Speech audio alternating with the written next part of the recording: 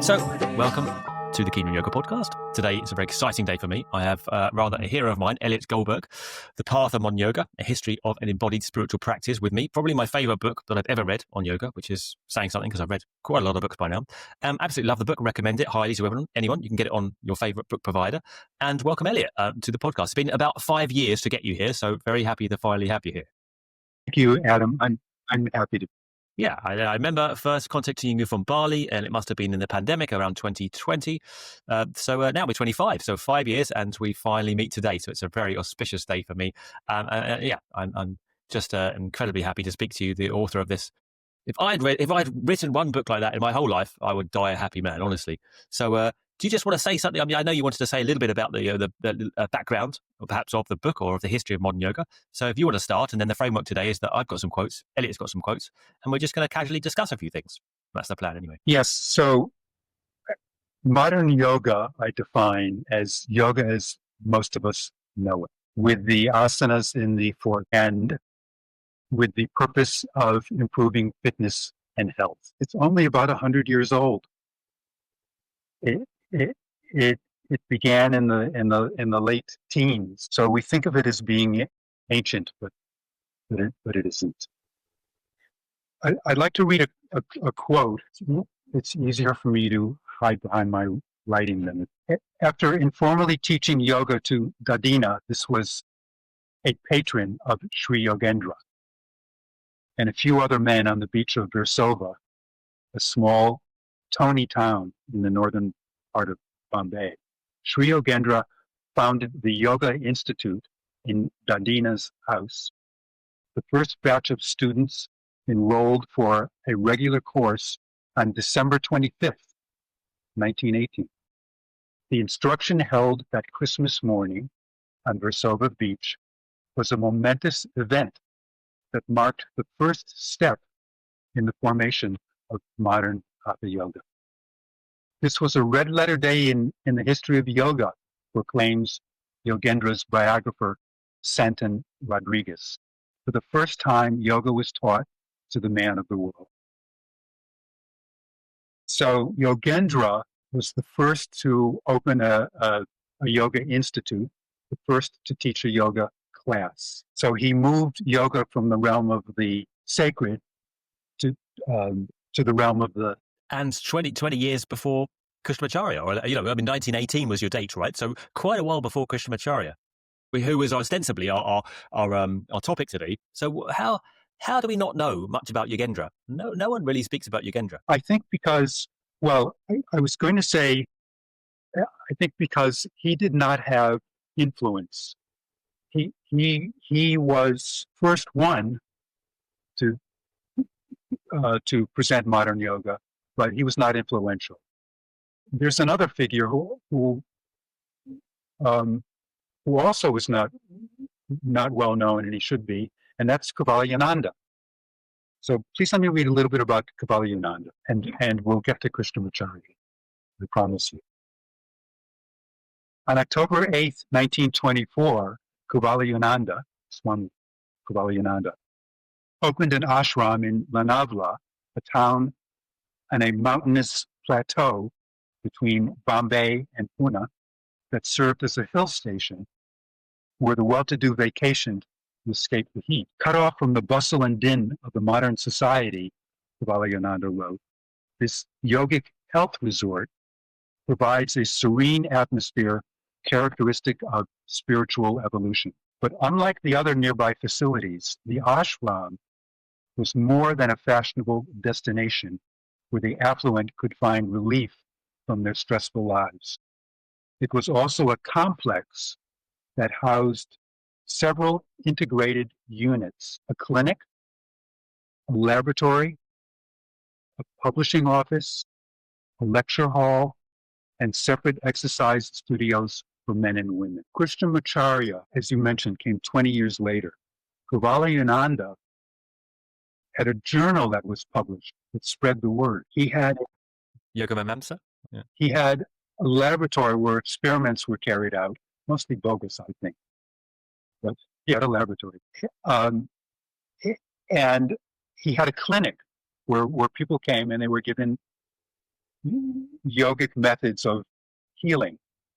And he had the studios where well-off people came to learn yoga.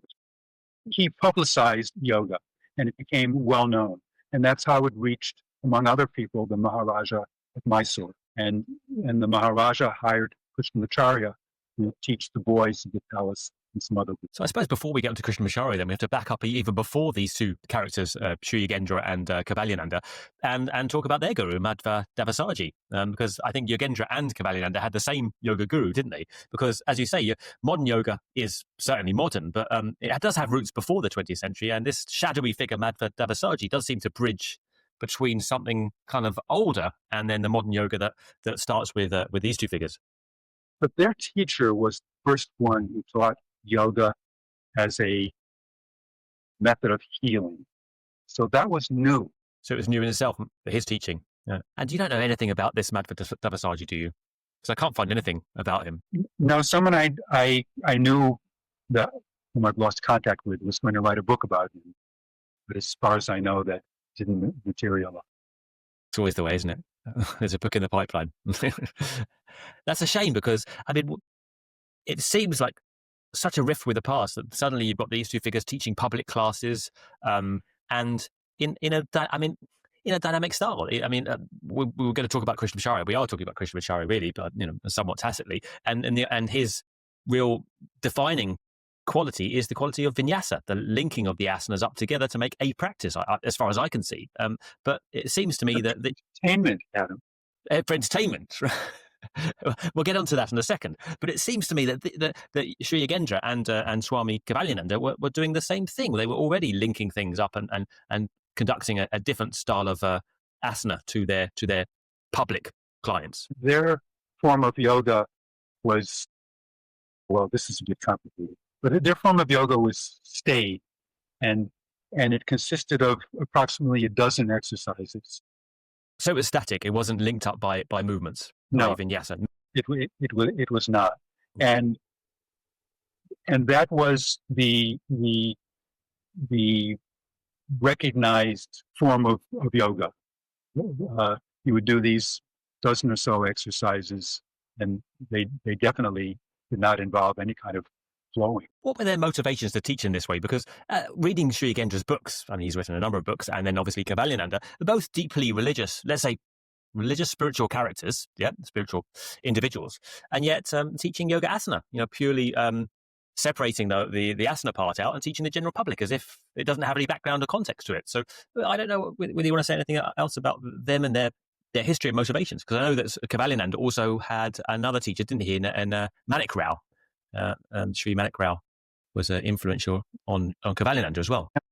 Perhaps it was partly, I've always heard, I think you wrote in the book that it was partly Sri Yogendra's temperament that really kind of made him shy away from being a guru, that he was a rather grumpy kind of guy and just didn't really wish to take on any students in the form of being a guru. So he was quite happy just to kind of like wash his hands with them after a yoga class or two and leave them to it. That's exactly right. He set the model for the modern yoga teacher. There was no yoga teacher before that. There were gurus, but not teachers. And when he was a youth, he lifted weights. He pumped iron.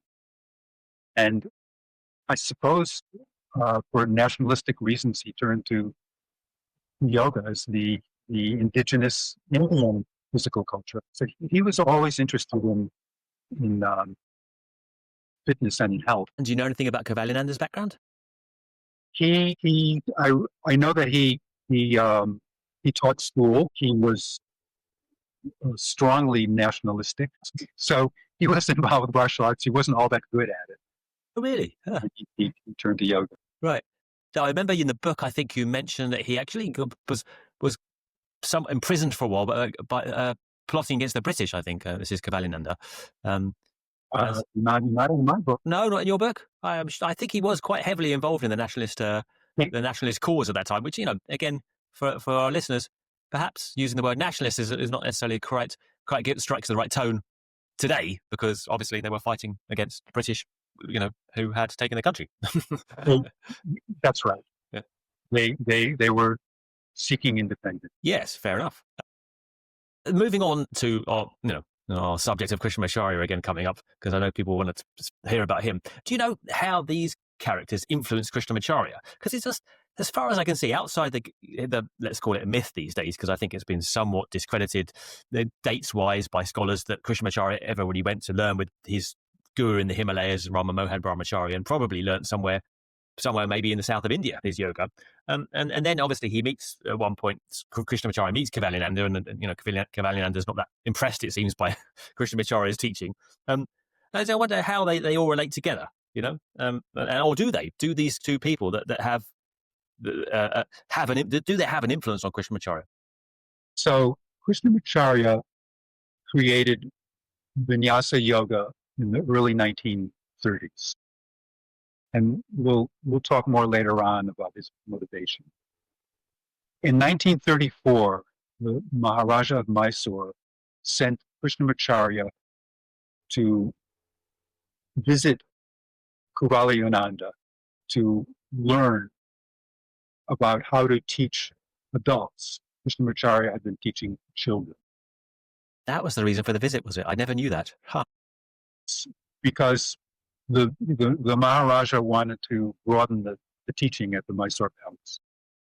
So when Krishnamacharya visited Kaivalyananda, he demonstrated the flowing yoga. Kaivalyananda sent a very diplomatic letter to the Maharaja of Mysore, saying that this wasn't really yoga that he was presenting. Very politely put. Actually, let me look for it. I think you can have that. You can find that somewhere. Wasn't it something like you should keep the vyayam, the exercises, separate from the yoga? I think he didn't mind either. He didn't mind the exercise movements nor the asanas, but he didn't like the fact that they were kind of intertwined, as far as I understood it. Yes, I think that's enough said. I think that's right. This was a newfangled kind of yoga, and he disapproved of it. But evidently, Krishnamacharya learned something from Kaivalyananda, because he began teaching adults, and what he taught them, at least what he taught Indra Devi, was what we now call Hatha Yoga. She didn't learn the flowing yoga. Kaivalyananda pointed out that it wasn't appropriate for adults and for the general population. And somewhat a fair point.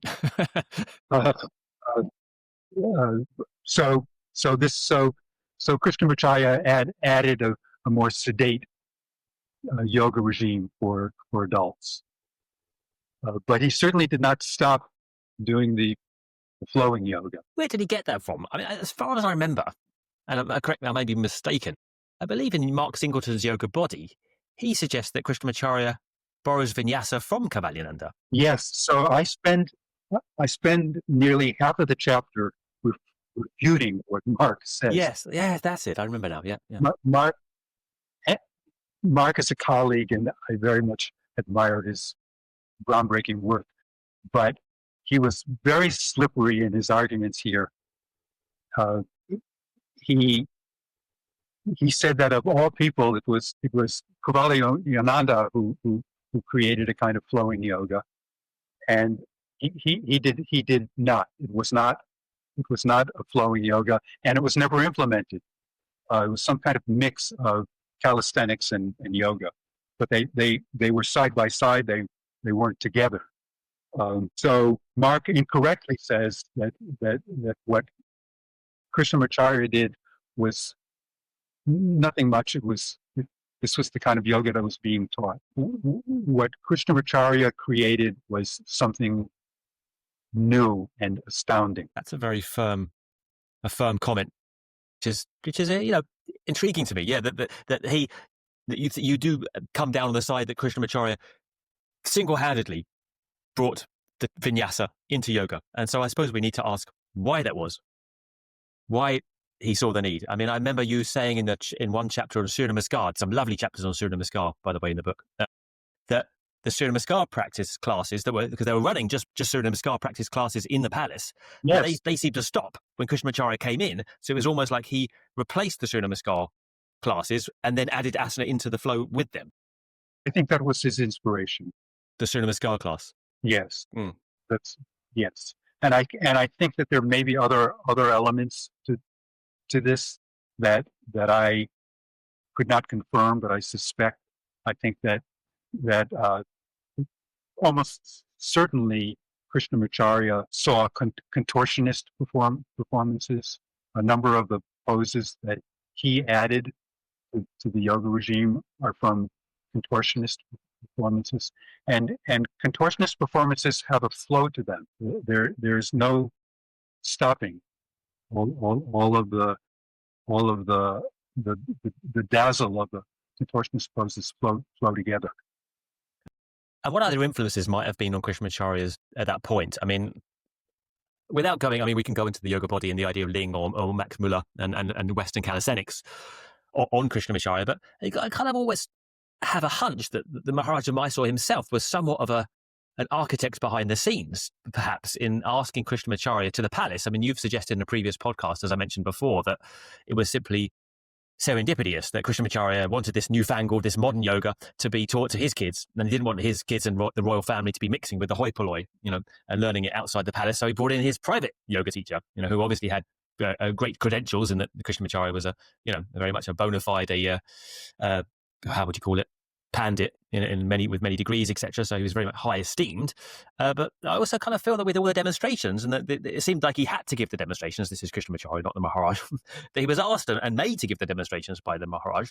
That there was another vested interest behind having Krishnamacharya at the palace at the time. Yes, there were guests that came to the palace, and the Maharaja asked Krishnamacharya to entertain them, and I believe that's why he came up with this flowing yoga, to entertain the guests at the palace. Right, because it's more of a spectacle rather than just watching someone in a posture, holding a posture for 10 minutes. Rather boring. Watching them in a kind of flowing spectacle, much more interesting.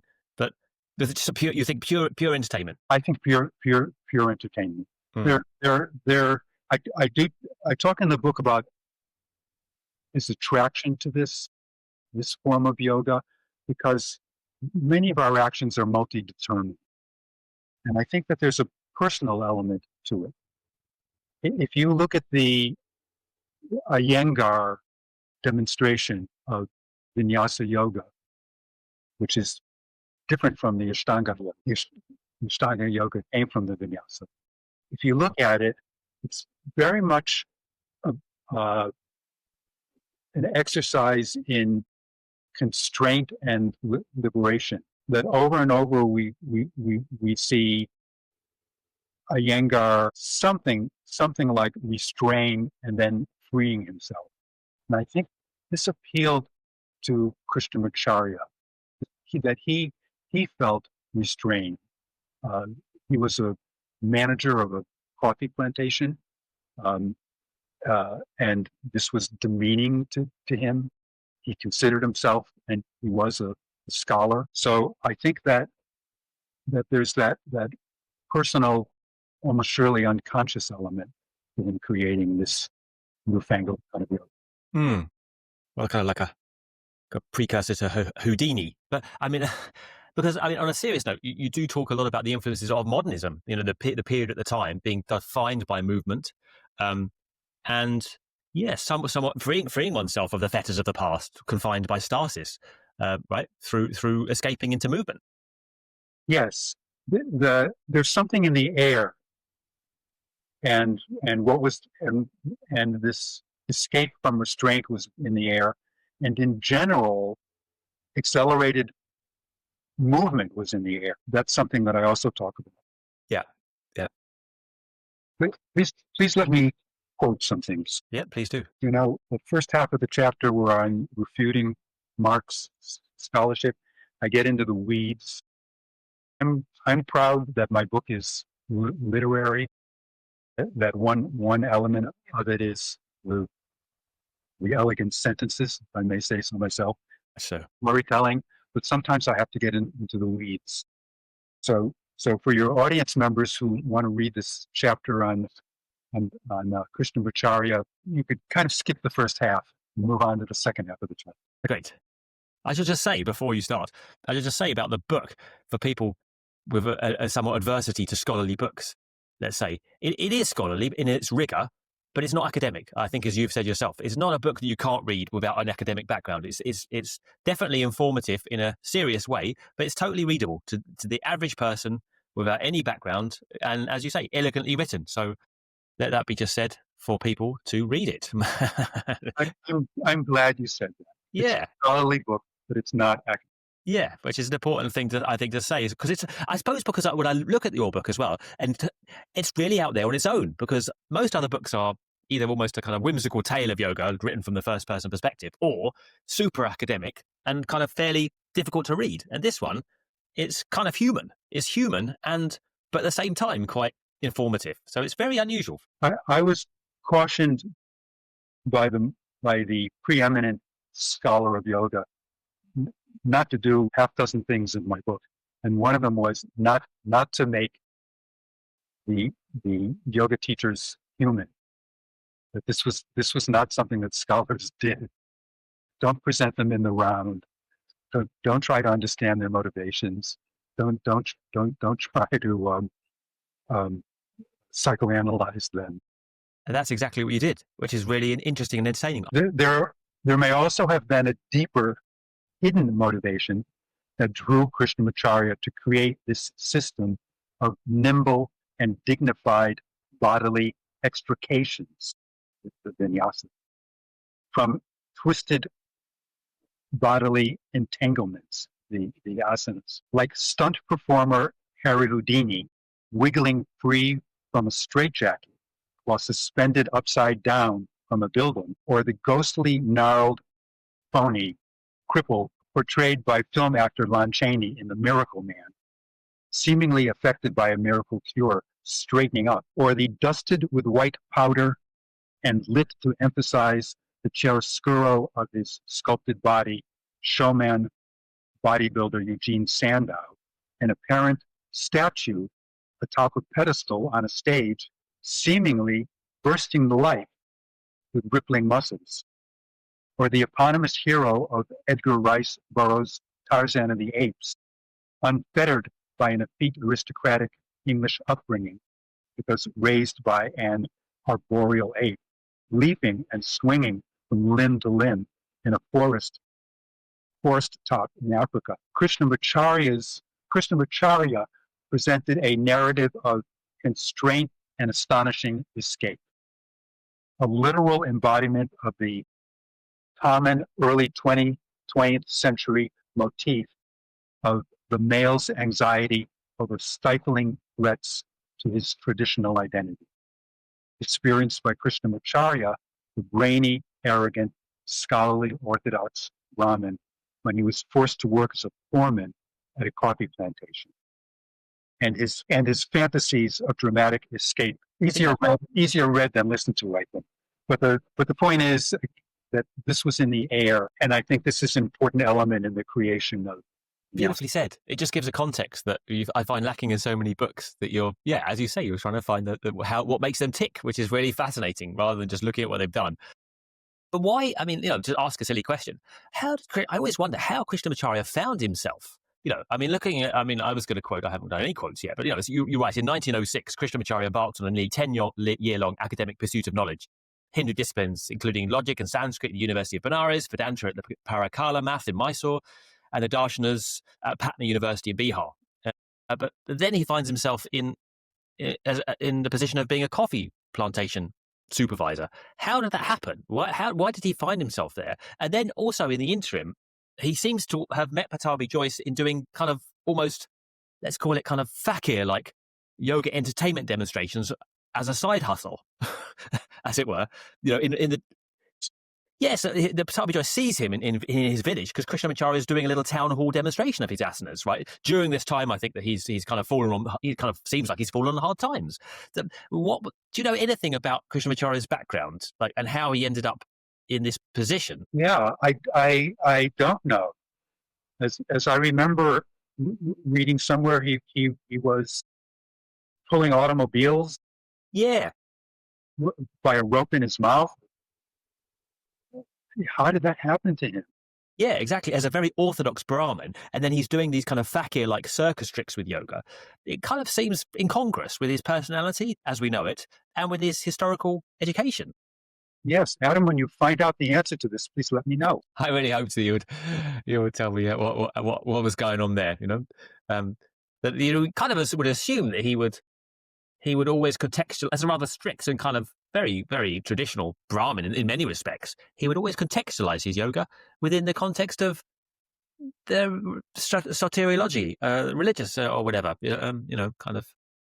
He did teach religious element of yoga to students. I know that he didn't teach Iyengar for some reason. Iyengar didn't attend those classes, but they did exist.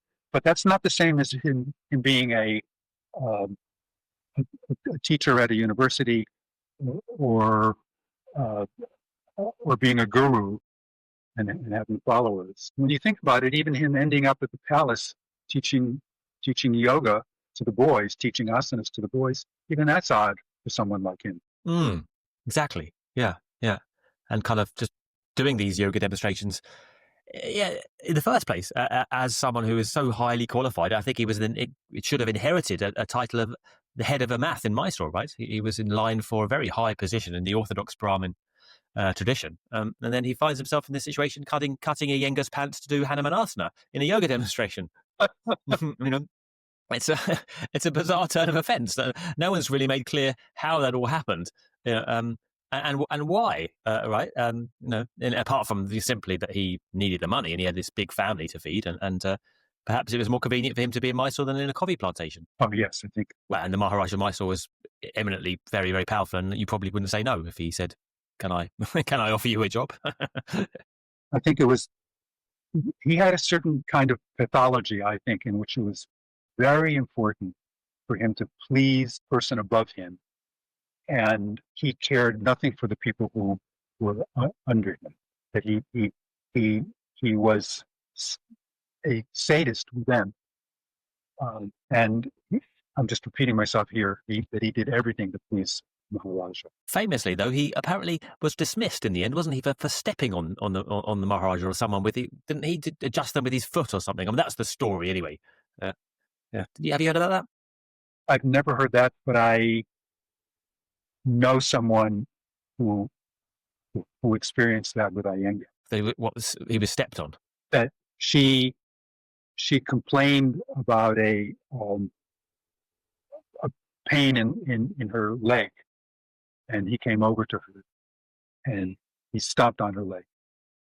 That'll do it. Yeah, that'll do it. So we haven't really got to the bottom of that. Going through my questions. What about the famous singleton topic of the Western calisthenics idea? People get very hot under the collar about Krishnamacharya's influence from the West, of course, because it seems like a kind of colonial narrative. Oh, the West have actually influenced the East again. Really, it's all Western. What do you think about that? I mean, it seems also that there's obviously text in the Mysore Palace Library, like the Norman, I'm sure you read Norman Soyman's book, with the Sri Tatvanidhi and precursors, the Hatha Vyasa Padati, that do have asanas. But I think you do mention that there are these influential figures that you believe did have an effect on Krishnamacharya, Eugene Sandow, Ling, and Max Muller and such. I don't think they had an effect on Krishnamacharya. You don't? No. I think this is another element of things being in the air. So calisthenics was an influence on modern yoga. I don't think it was directly an influence on Krishnamacharya. I wish I had written a chapter on Joyce. I think that's my only regret about the book. I don't know if I told this to you that I have many notes for a chapter on Joyce. Please divulge. I was very interested in this notion of the importance of sweating during Ashtanga yoga and rubbing your body with the sweat. Yeah. I thought this was very interesting, and I wrote a lot about this. But then I realized it just wasn't very critical in the history of yoga. So I discarded the chapter. In retrospect, I should have written a chapter about the difference between the Vinyasa yoga and the Ashtanga yoga. And Mark Singleton gives us a hint of this difference. He's written a chapter about Vinyasa yoga, but he sometimes mixes it up with Ashtanga yoga, and they're not the same. Mm. So Mark writes about a form of physical education that was very popular in India, Western gymnastics, at least as specifically created by a man named Book, if that's how you pronounce the name, Bukh. At least 28 of the exercises in the first edition of Book's manual, published in English in 1925, are strikingly similar, often identical, to the yoga postures occurring in Pattabhi Joyce's Ashtanga sequence. The Book exercises were taught to the military, the British military. And I think, and I'm not using this word in a pejorative way. I think what Krishnamacharya did was he made yoga into entertainment. I think what Joyce did was he made it into a military discipline. Not for the military, of course. Well, and if you look at the I think it's 1996, 1997 video of Joyce with a half dozen students. Yeah. Everyone will know that. Yeah. It's like a sergeant barking out orders. There wasn't that with Krishnamacharya who set that precedent in the first place, didn't he? I mean, I think you mentioned at one point, and to quote you, group drills, Sangha Vyayam, with commands in Hindi, Aganya Shabda, are considered to be Manik Rao's most significant contribution to Indian physical education. So that's that Manik Rao that I was talking about before. And he was the guru, I think, of Kavalananda. So there is this kind of like military background that's there already. I kind of would assume that Krishnamacharya, with his idea of vinyasa that you have, and he mentions it in his book, that the certain number of beats or commands to get into a posture, a certain number of commands to get out of the posture, is is already setting the framework for Joyce to then link that up into his lead class, his whole kind of sequence. Is I think it's something to all of what you're saying. So, but Krishnamacharya emphasized the entertainment of the guests at the, and I think that was his primary motivation, to please the Maharaja of Mysore by entertaining the guests. And I don't remember all of the exercises in the Vinyasa routine, but this strikes me what Mark wrote about Joyce picking up the exercises from Book. The Krishnamacharya picked them up from Book, or Joyce picked them up? Joyce picked them up. I thought Pattabhi Joyce got them from Krishnamacharya. So I would have to go over Krishnamacharya's book to confirm that. Yeah. But what Mark is writing is that Joyce picked them up, and not Krishna. I'll have to go read that Mark's book again. I think it was Neil's book, wasn't it? I think Danish Gymnast. The one thing I think always with Mark's work is, like, I kind of wonder, obviously it was incendiary to many people, but I wonder if kind of like there was an unnecessary link between gymnastics and the West. Like, of course there was gymnastics in the West, but weren't there Indian wrestling movements and traditional Indian dance and traditional Indian martial arts for hundreds of years before that anyway? So why couldn't that have been just quite an influence rather than the gymnastics of the West? Couldn't they have their own version of gymnastics, is what I'm saying, that would then have influenced Krishnamacharya and Pattabhi Joyce? Yeah. Gymnastics and calisthenics, I think they're not the same. I think that what happened in India was India's response to the worldwide physical culture movement. Physical culture movement didn't only occur in Europe, it also occurred around the world, including in China. And India wanted its own response to the physical culture movement. And the yoga that was presented was very much like calisthenics. To put simply, Joyce comes up with the sequences somehow. Krishnamacharya comes up with the postures, They're similar postures, but then it's Pattabhi Jois that makes them to these set sequences, whereas Krishnamacharya didn't teach the set sequences. Perhaps they were there for the demonstration purposes, being more spectacular if all the boys did the same thing, so they come up with a set sequence to make a good spectacle for the guests. That isn't the case that they're practicing like that every day in the palace. They're practicing their own individual practices.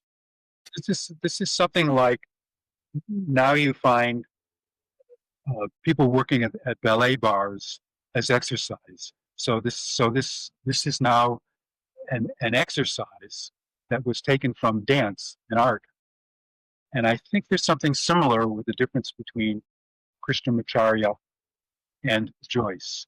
That for Krishnamacharya, the Vinyasa yoga was a kind of art, and for Joyce, it was physical exercise. So he systematized it. But he also, Pattabhi Jois did bring in a very kind of tantric element with the sweating and the purification, right? And Pattabhi Jois also talked about blood boiling in terms of purifying. So I think he did at least attempt, authentically or not, and convincingly or not as well, to contextualize it within a wider tradition of Hatha yoga. Yes. So I understand that, and I think that's so. And I think that Krishnamacharya also contextualized his teaching in the yoga tradition, in the Hindu tradition. Do you think so? Do you know any? Do you have any records or ideas on how he did that? Yeah, this is something he talks about in his book, and yeah, he does in the Makaranda, in Yoga Makaranda. So yeah, everyone should have read that by now because I'm always banging on about that book. But yeah, clearly Krishnamacharya in the Makaranda does mention a broader context to it. But I wondered if you had any personal other anecdotes that I wasn't privy to. But anything else that we haven't covered that we want to talk about? Just look at my notes. If you look at yours, I mean, we had this unusual idea, or Elliott's idea, that we would come up with this sharing of quotations, and we would comment on each other's quotations, which I think we've done somewhat well on. I would like to talk about the milieu of accelerated motion, that this was something in the air. Maybe you could mention Sundaram and KV Ear, because there's also chapters on that on both those characters in the book. They were hugely informative, and obviously KV Ear as the bodybuilder has a studio next door to Krishnamacharya, so he can't have otherwise influenced Krishnamacharya, surely, and KV is in turn influenced in his work by Sri Sundaram, who was a character who was very influential in yoga, but again, no one's really heard of apart from I hadn't heard of before you wrote about it. I don't think Krishnamacharya and Iyer influenced each other in any way. Iyer's grandson told me that they met on a social basis. I don't think that they influenced each other. Iyer is my boy. For a couple of years when I was researching him, and I would go online and I would read about someone with the same name, KV Iyer, who had published novels, I didn't realize it was the same person. It seemed so unlikely that they would be the same person. But Iyer was a bodybuilder, and he wrote novels. I think the most thrilling element of research that I learned was when I learned that Iyer had a stage in this gymnasium, and on the weekends, plays were performed. Yeah. So think of that. He mounted plays in this gymnasium. I know you mentioned that in the book. He found real performance. He was a part of the of a group of artists. So he was a very cultured. But I don't know. Let me mention something that's sideways to what we're talking about. I had my first sense of things in the air when I realized that post World War II, there were a number of disciplines that were linked. The improvisation of Charlie Parker and Dizzy Gillespie with the bebop. Oh, this really is going sideways. Yeah. The Beat Generation, and yeah. That this in some ways was like what was going on with philosophy, with Sartre's existentialism, and it's connected. Do you know Dean Martin and Jerry Lewis? Yes, I've heard. Yeah, I do know Dean Martin. Yeah. Dean Martin and Jerry Lewis had a comedy act in nightclubs that was wildly improvised in a way that no comedy acts had been before. Before then, it was vaudeville and the comedians told jokes, and they improvised. And there were Jackson Pollock's action paintings. All of these are connected in some way. And this sense of improvisation was in the air. So there was something similar with Krishnamacharya creating a flowing yoga. So I'm going to read a little about this, about what was in the air. Vinyasa yoga is related to popular, exuberant ways of movement found in gymnasiums, parks, circus tents, stadiums, theaters, nightclubs, and films.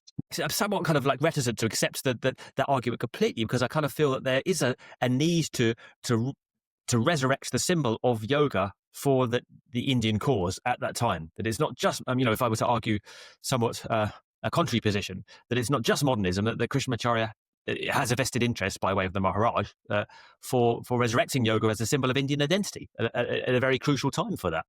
Well, they're not exclusive. Right, they're not mutually exclusive. No, not at all. No, they're not exclusive. And also the fact that the Indian identity very much needs to be dynamic, modern, capable of self-rule, capable of self-governance, sticking up for themselves in a modern world that isn't defined by the kind of passive kind of religion that got them into that state in the first place, where there are colonial oppressors, right?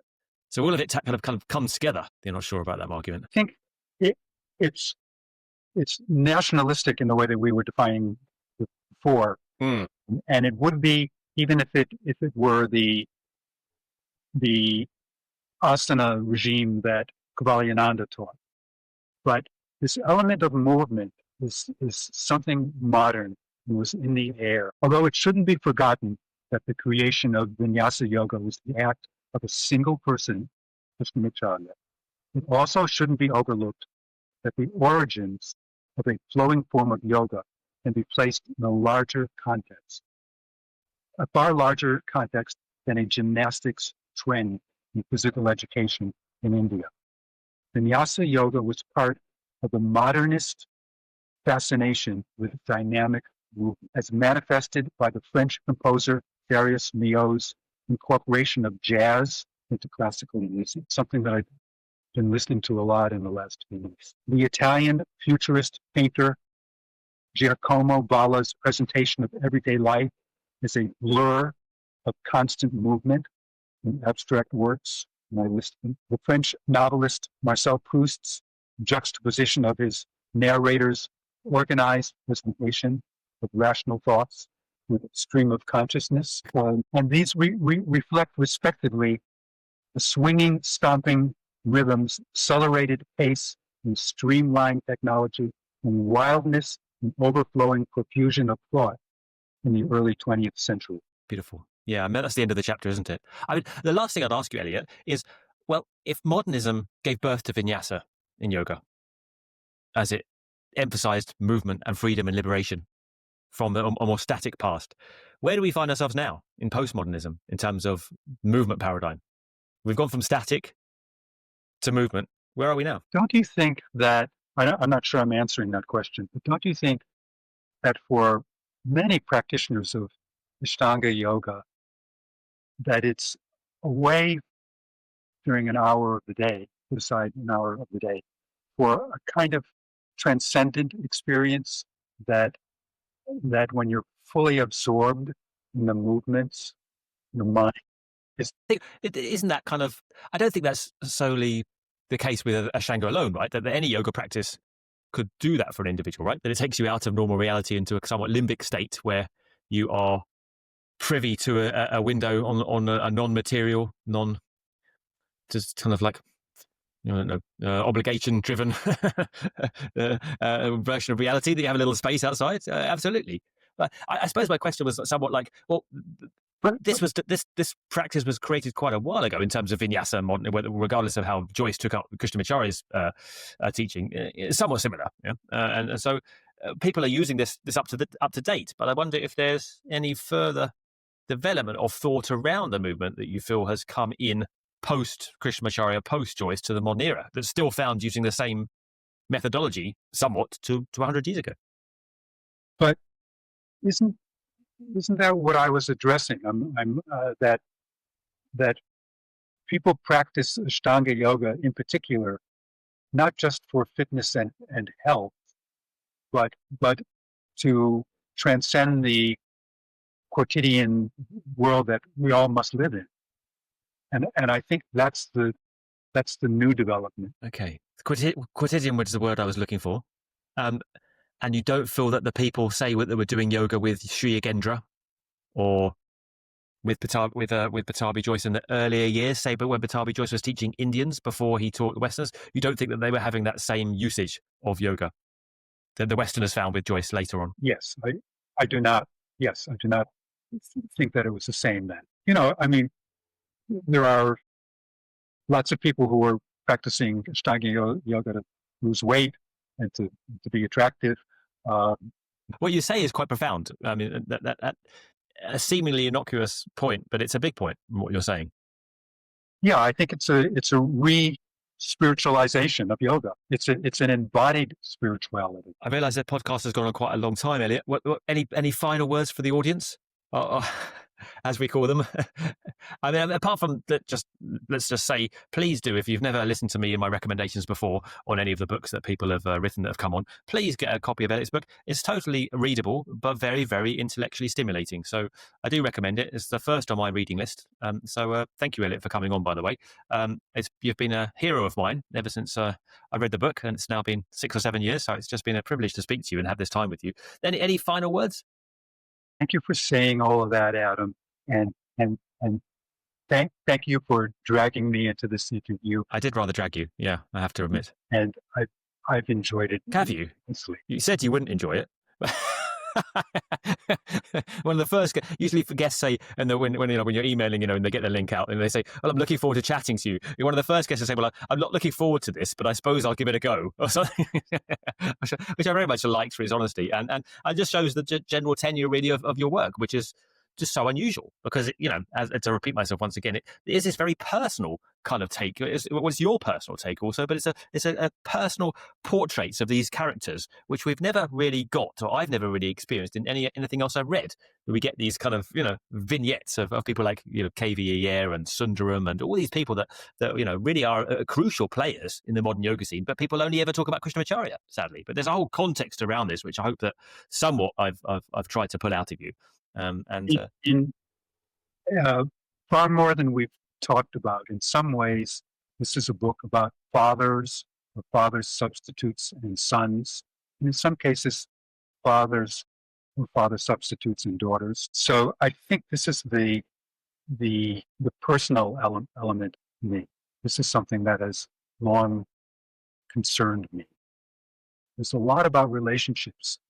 On that note, I think I'm just going to say thank you, Elliot, and happy reading, everyone. And if there's comments of interest, if you make any good comments to me, only good ones, then I'll pass them on to Elliot by email, because you can't really easily find Elliot. I can tell you that. So he shall know if they're good comments. I will pass them on. So make your comments good, and Elliot will reply to them, I'm sure. So because he's a very, very intelligent young man, and it's still a lot yet to say. We're still waiting for that chapter on Patabi Joyce. So you never know. If I keep pushing you, maybe we'll get that chapter on Patabi Joyce and the sweating. But thanks, Elliot. I could carry on talking to you forever, but I know you have to go, I'm sure. So thank you so much for coming on and doing us the honor on Keen on Yoga. You're welcome, Adam, and thank you.